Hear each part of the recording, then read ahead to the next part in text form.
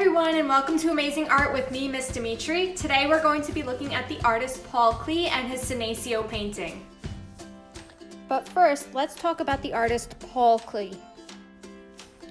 Paul Klee was a famous Swiss painter who lived from 1879 to 1940. He was best known for his warm-colored paintings that were very much like surrealism and abstract expressionism art.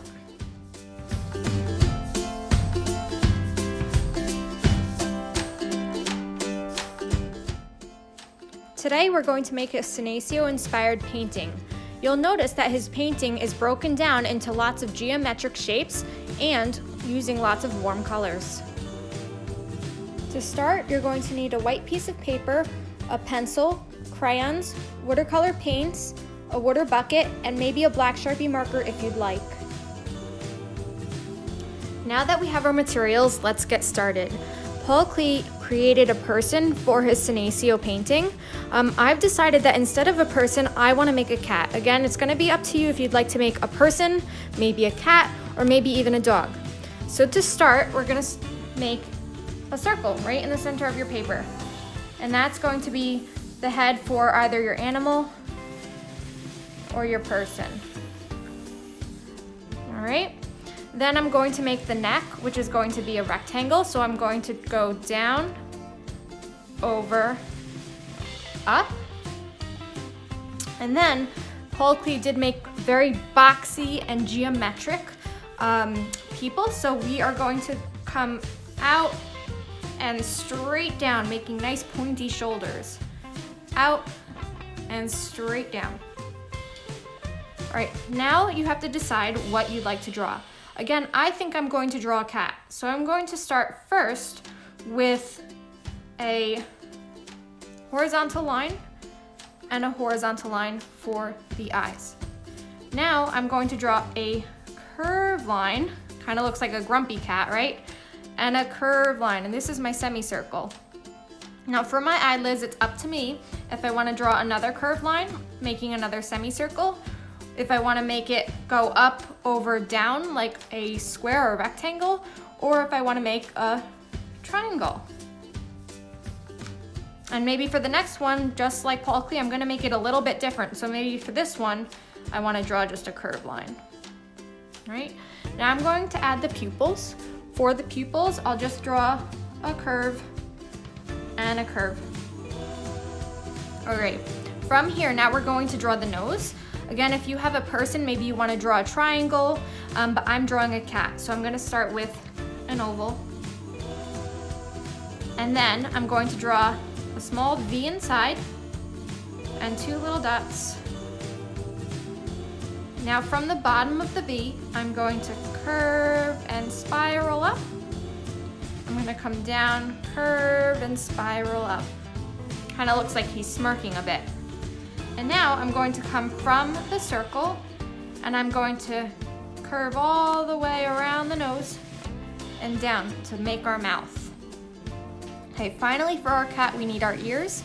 I'd like to use two triangles. So I'm going to come up, down, up, down, and then draw smaller triangles inside for the inside of the ears.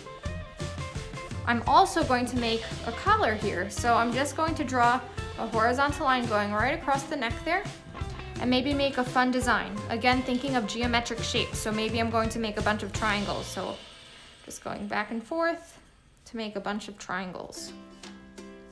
Okay, maybe I want, a little tag, so I'm going to draw a circle in the center, maybe spiral it if I want to make it interesting, or you can write a name or something inside. All right, now that I have my cat drawn, or if you want your dog, so instead of maybe the triangle ears, you can do a curved ear, right? Or maybe make a floppy ear, up to you. If you have a person, you're obviously going to put the ears down on the side of the face and maybe use curved lines instead of triangles, or maybe even rectangles. But either way, now we're going to break everything up, drawing a bunch of geometric shapes all over. I wouldn't go too crazy to make it too hard, but you can start just by drawing lines to make rectangles. Maybe breaking up the rectangles into smaller rectangles. Maybe breaking up the rectangles into triangles, maybe drawing diagonal. And you see how whenever I draw a line, I create a new geometric shape.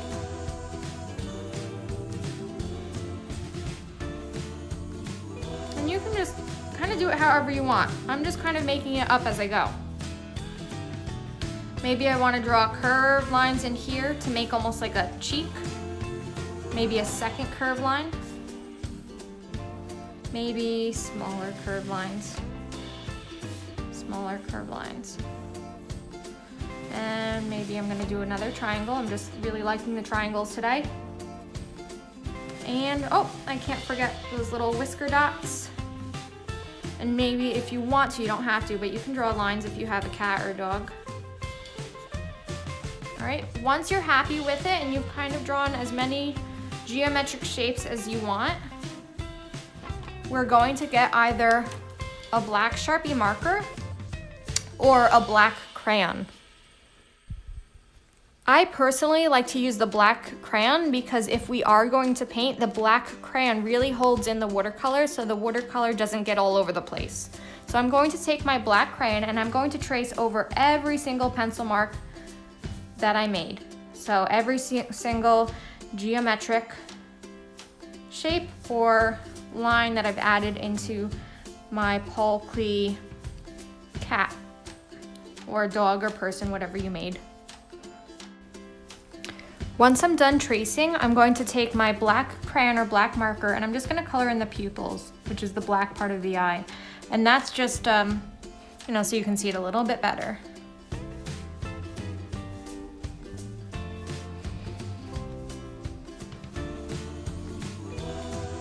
Now that we're done drawing and tracing, we're going to start the painting part. For our Paul Klee cat or dog or person, we are going to be using warm colors just like Paul Klee.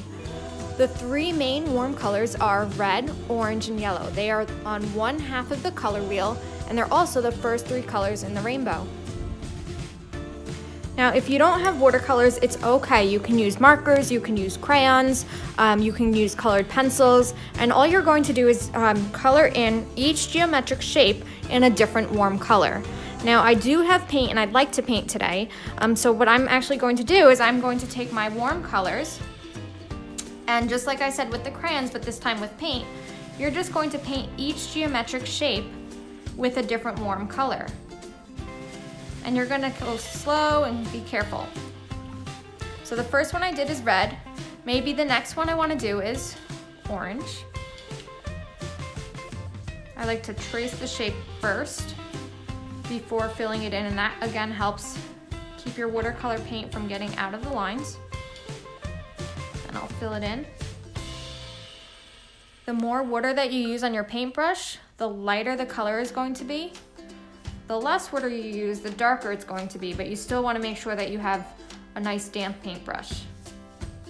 Now these are the three warm colors, but you can also make other warm colors, so you can experiment by mixing warm colors together. So maybe over here, I want to paint orange,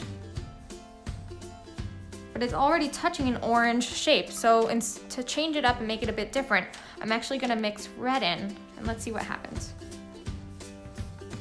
It actually turns into this really nice red-orange color. And you can try again, maybe making orange, but this time instead of mixing it with red, we're gonna mix it with yellow. So I'm gonna paint a bit, and I'm gonna clean my paintbrush. I'm gonna take some yellow and mix it in. And it turns lighter. Just a nice yellow-orange.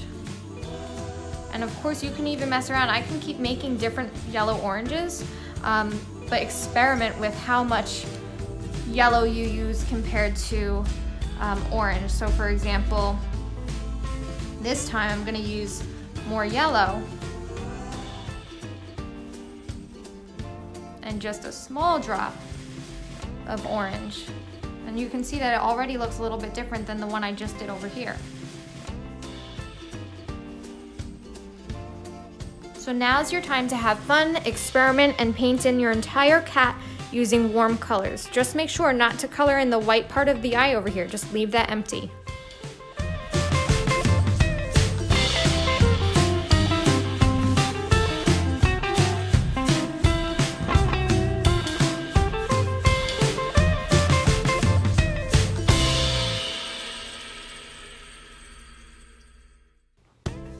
Now that we're done coloring or painting our Paul Klee drawing, it's time to start the background. It's up to you what you'd like to do for the background. You can be creative and make whatever you'd like, or you can start using cool colors, which is green, blue, and purple to paint your background. I'm just gonna pick a solid color just to keep it simple so that you can really see my Paul Klee painting.